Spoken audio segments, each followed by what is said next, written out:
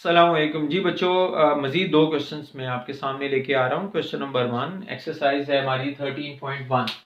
ये दो मैंने सिलेक्ट किए हैं। आप कहेंगे सर ये क्या रैंडमली आप काम करवा रहे हैं। बच्चों असल में पता क्या होता है, किसी भी टॉपिक को जो है अच्छे तरीके से कैप्चर करने के लिए क्वेश्चन की तरतीब बड़ी ज़रूरी है। हमारी बुक में इस तरह नहीं है। हमारी टेक्स्ट बुक जितनी भी लिखी हुई होती है ना, उसमें बस क्वेश्चन लिखे हुए हैं। उन्होंने ये नहीं सोचा होगा कि पहले क्या होना चाहिए बाद में क्या होना चाहिए, ताकि बच्चा जो है वो स्टेप बाय स्टेप चीज़ों को समझ ले। नहीं, उन्होंने लिख दिए हुए हैं, या आज से 50 साल पहले की बुक लिखी हुई है, उन्होंने चेंज करने की आज तक ज़रूरत ही महसूस नहीं की। तो बहरहाल ये तरतीब जो है वो टॉपिक को क्लियर करने के लिए बहुत ज़रूरी होती है जी। तो बेटा मैं इस क्वेश्चन पे आ रहा हूँ। हमारे क्वेश्चन का तरीकाकार क्या था, सबसे पहले हमने इसको थीटा लेट कर लेना है।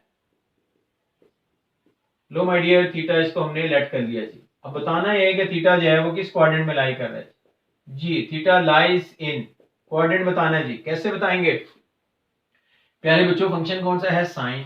साइन की जो प्रिंसिपल डोमेन है वो कहां पे होती है, पहले में और चौथे क्वाड्रेंट में। ठीक है, वैल्यू देखें पॉजिटिव है या नेगेटिव है, नेगेटिव।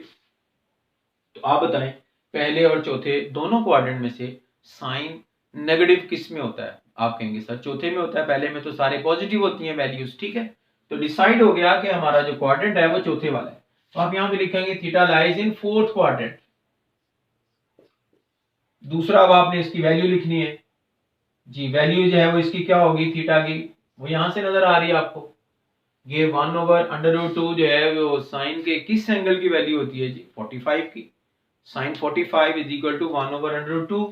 तो मतलब एंगल जो है वो 45 डिग्री का हो गया, जिसको आप π/4 भी लिख सकते हैं। फाइनल रिजल्ट लिखने जा रहा हूं जब क्वेश्चन का। Hence sine inverse of -1/√2 will be equal to, प्यारे बच्चों एंगल 45 का है, लेकिन किस क्वाड्रेंट में है, चौथे में है। मैं आपको बना के दिखाता हूं जी। इसको अगर हम बनाएं तो यूं ही बनेगा ना। तो आप इसको कैसे शो करेंगे भाई, जाहिर बात है यूं बनाएंगे आप। तो ये माइनस में लिखना पड़ेगा क्योंकि ये क्लॉकवाइज जा रहा है। ठीक है, तो एंगल जो है वो -45 होगा, +45 नहीं होगा। लिहाजा हमारा जो आंसर है वो होगा -45 डिग्री, या आप इसको लिख सकते हैं -π/4। ये हमारा क्वेश्चन जो है वो मुकम्मल हो गया। तो आपने देखा कि क्वेश्चंस के अंदर कुछ भी नहीं है, बस एक टेक्निक है, वही आपने जो है वो प्रेजेंट करनी है जी। मजीद अगले इस क्वेश्चन की तरफ जाते हैं। इसको कैसे करेंगे, थीटा लेट कर लें इसको, -2/√3। ठीक है, अब आप कहेंगे कि ये कोसेकेंट का फंक्शन तो आपने प्रिंसिपल डोमेन में जिक्र ही नहीं किया हुआ। तो नो प्रॉब्लम, जिक्र करने की जरूरत भी नहीं है। हर टीचर का अपना एक पैटर्न, अपना एक तरीकाकार होता है, ताकि क्वेश्चन जो है वो बच्चों के लिए आसान से आसान बनाए जा सकें। याद रखें, जब भी आपको इन क्वेश्चंस में कोसेकेंट या सेकेंड मिले तो आपने फौरन उसको साइन में चेंज कर लेना है या कॉस में चेंज कर लेना है। अब मैं करने लगा हूं चेंज। हमारा क्वेश्चन असल में अब ये बन गया है, कोसेकेंट को मैं चेंज करूंगा साइन में, तो क्या होएगा, आप आगे जो वैल्यू है इसको आपने रेसिप्रोकल कर देना है। ये बन गया जी -√3/2। ये लीजिए आपका क्वेश्चन अब साइन में आ गया। आपको कोसेकेंट से अब कोई ताल्लुक नहीं है। जो आंसर इसका होगा वही आंसर जो है वो इसका होगा। अब इसको कैलकुलेट कर लें जैसे हमने पिछले क्वेश्चन में किया है। करते हैं जी। जी बताइएगा थीटा जो है किस क्वाड्रेंट में लाई करेगा जी। थीटा लाइज इन जी साइन की प्रिंसिपल डोमेन, पहला और चौथा क्वाड्रेंट, वैल्यू नेगेटिव। तो साइन जो है वो नेगेटिव कहां पे होता है, चौथे में होता है। तो theta lies in fourth quadrant. ठीक है, ये 2-3 दफा हम ये बात डिस्कस कर चुके हैं। वैल्यू पे आ जाए जी। वैल्यू बताइएगा, ये साइन 60 की वैल्यू होती है √3/2, याद रखिएगा। लिहाजा आपका थीटा एंगल जो है वो 60 डिग्री हो गया, जिसको आप π/3 भी लिख सकते हैं। तो क्वेश्चन जो है वो मैं फाइनल करने जा रहा हूं जी।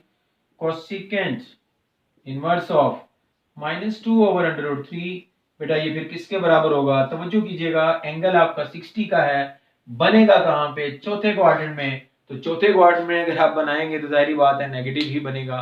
लिहाजा हमारा आंसर जो है वो आएगा -60 डिग्री। इसको आप -π/3 भी लिख सकते हैं। मुझे उम्मीद है कि आपको इन क्वेश्चंस की टेक्निक समझ में आ गई होगी। अब प्यारे बच्चों 2 से 3 सवाल ऐसे हैं वो भी मुझे करने हैं। ठीक है, उसमें भी एक खास बात है वो आपको बतानी है। बेटा क्वेश्चन नंबर 1 का वेरी वेरी इंपॉर्टेंट पार्ट, और ये मैं सबसे एंड पे इसके करवाने की भी एक वजह है। देखिएगा 7th पार्ट है ये, कोटेंजेंट इनवर्स ऑफ -1 लिखा हुआ है। इसको हम बिल्कुल उसी पैटर्न पे करेंगे जैसे हमने बाकी क्वेश्चंस किए हैं। सबसे पहले इसको लेट कर लें कोटेंजेंट इनवर्स ऑफ -1। लेकिन मैंने आपको क्या बताया, कोटेंजेंट जो है इसकी तो प्रिंसिपल डोमेन बताई हुई है आपको, ठीक है, इसको चेंज करने की जरूरत नहीं है जी। बताइएगा, हमने थीटा जो है वो बताना है किस क्वाड्रेंट में लाई करता है जी।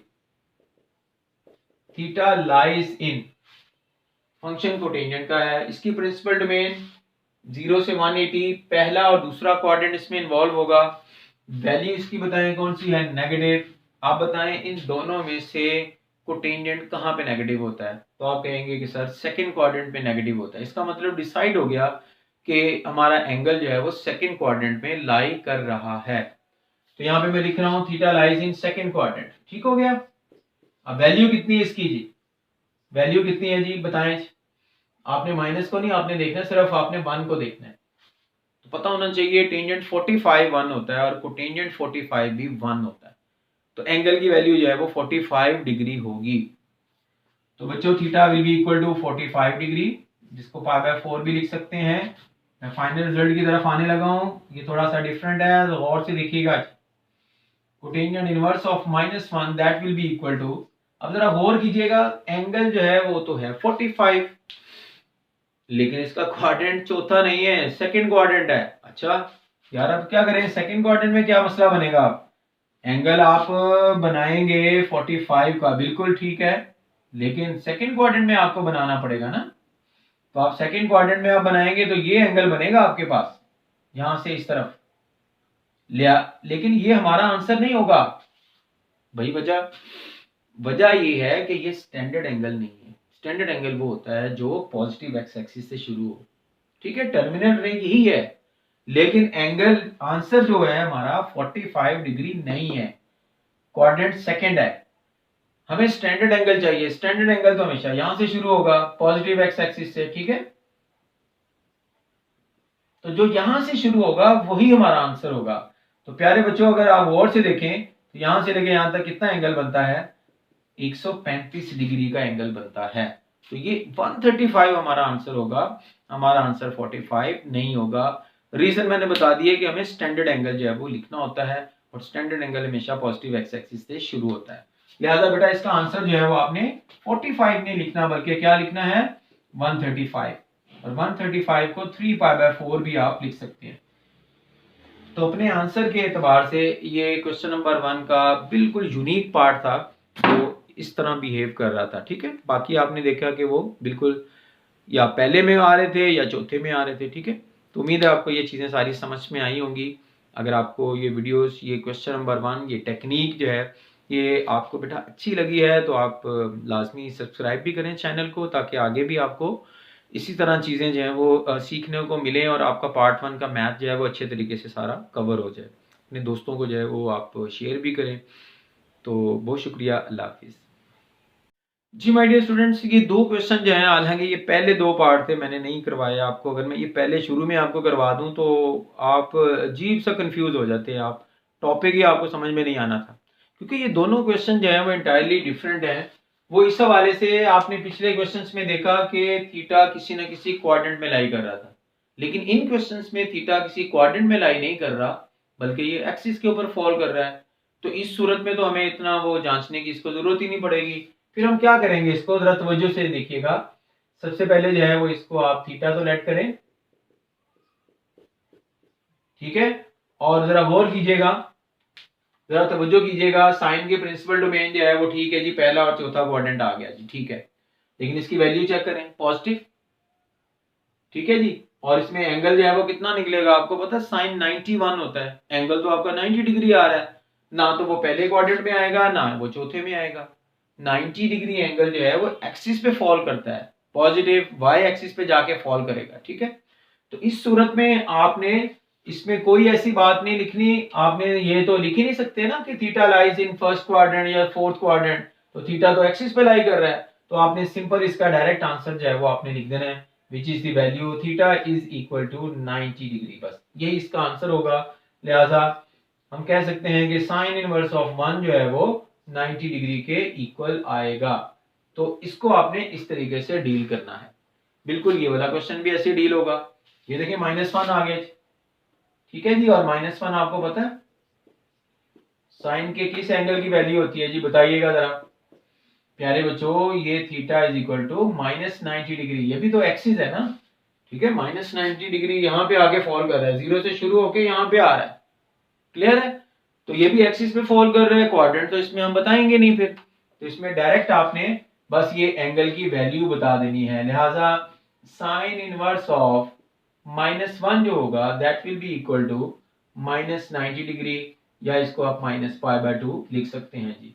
तो उम्मीद है कि ये दो ही पार्ट इसमें उसने क्वेश्चन नंबर 1 में दिए हुए हैं, या बाकी एग्जाम्पल में एक दो क्वेश्चन हो सकता है, वो भी इसी तरीके से आपने इसको डील करना है, ठीक है।